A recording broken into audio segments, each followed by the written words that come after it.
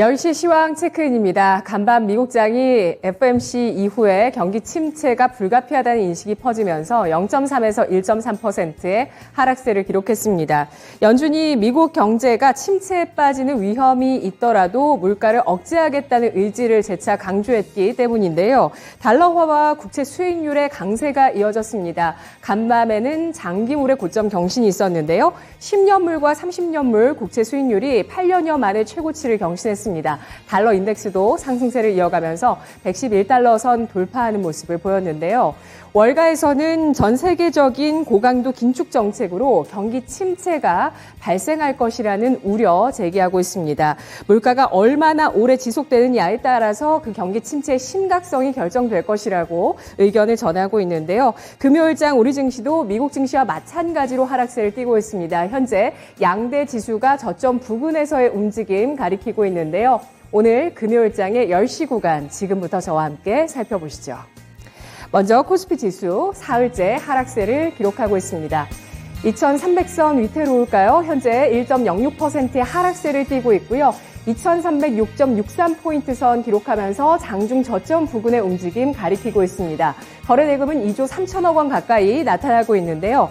분봉 상황입니다. 오늘 코스피 지수 0.04%가 하락하면서 2331선에서 출발을 했습니다. 2331선에서 소폭 상승으로 전환시키면서 장중에 2334선까지 오름세를 보여주기도 했습니다. 하지만 오늘 장중에 2306포인트 선까지 떨어지며 장중 저점을 기록하고 있고요. 현재는 25.8포인트의 하락으로 2306.51포인트 선 기록하고 있습니다.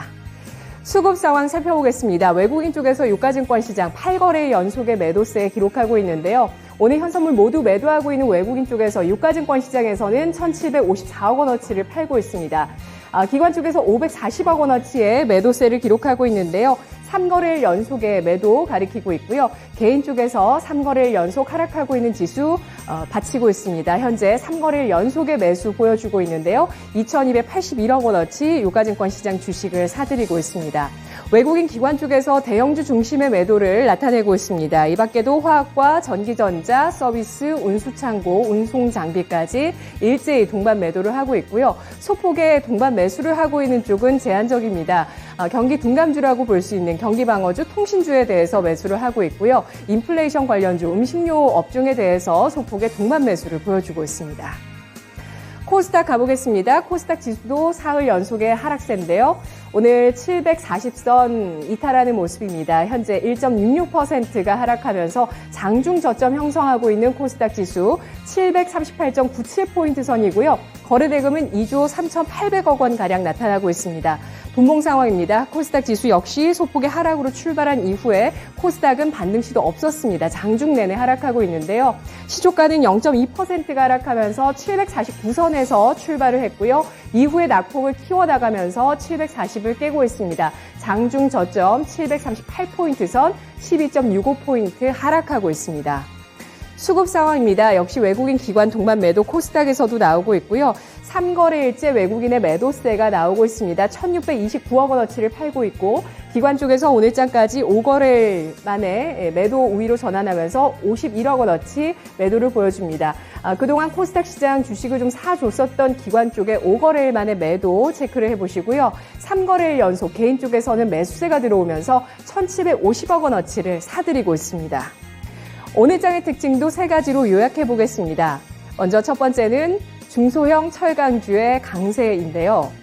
오늘장 중소형 철강주로 매기가 몰리고 있습니다. 또 한 차례 급등세를 나타내고 있는데요. 앞서서 포스코 포항제철소의 태풍 피해에 따라 정상화 지연이 급등의 모멘텀이 되줬었고요. 오늘은 현대제철의 파업 예고 소식에 따라서 또 한 차례 급등세를 펼치고 있습니다. 현대제철 노조가 어제 열린 교섭에서 사측에서 불참하자 파업을 예고했습니다. 이에 따라서 이 국내 철강 가격이 더 끌어올려지지 않겠냐는 기대감 나오고 있는데요. 포스코 이슈에 따라서 이미 국내 철강 가격은 상승세를 타고 있고요. 철강 가격 상승과 포스코의 생산 지연, 정상화 지연에 대한 반사 이익 기대감, 중소형 철강주에 몰리고 있습니다. 문배철강이 26% 급등하면서 4,740원 선 거래되고 있고요. 이 밖에 부국철강과 금강철강 나란히 15에서 18% 급등세, 경남스틸 16% 오르고 있습니다. 하이스틸, 대동스틸, 한일철강 나란히 6%에서 10%까지 강세를 띠고 있습니다. 세아베스틸 지수도 오늘장 2% 넘는 상승 탄력인데요. 신사업 진출에 대한 기대감까지 안고 있습니다. 60조 원 규모의 원자력 폐기물 시장에 진출한다는 내용 때문인데요.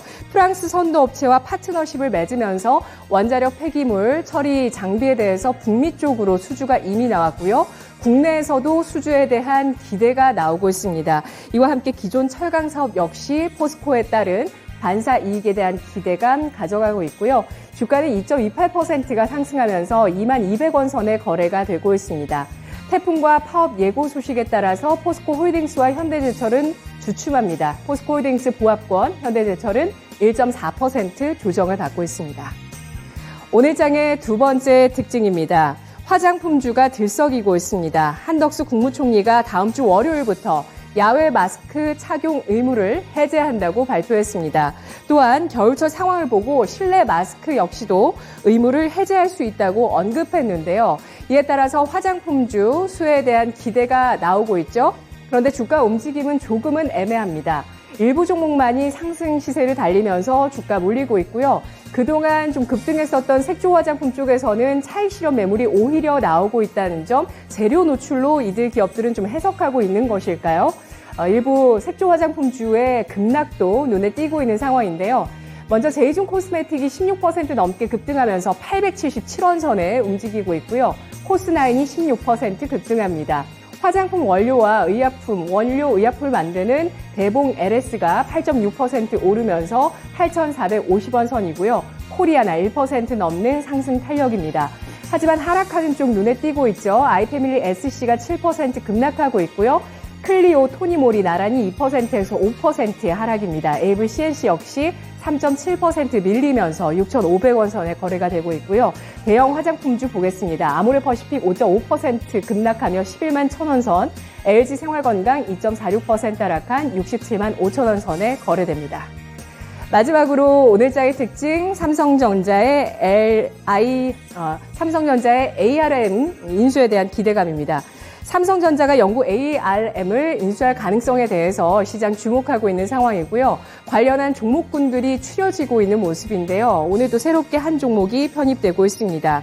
세계 최대 반도체 팹리스 기업 ARM을 삼성전자가 인수할 수 있다라는 기대 심리가 이어지고 있고, 이재용 부회장이 직접 언급했듯이 다음 달에 손정희 소프트뱅크 회장과 만났을 때 ARM의 인수에 대해서 논의를 할 것인가에 대해서 시장 주목하고 있는 상황인데요. 이런 가운데 오늘장 가온칩스가 급등세를 펼치고 있습니다. 시스템 반도체 디자인 솔루션 기업인데요. 가온칩스 고객사로 ARM과 삼성전자 보유하고 있습니다.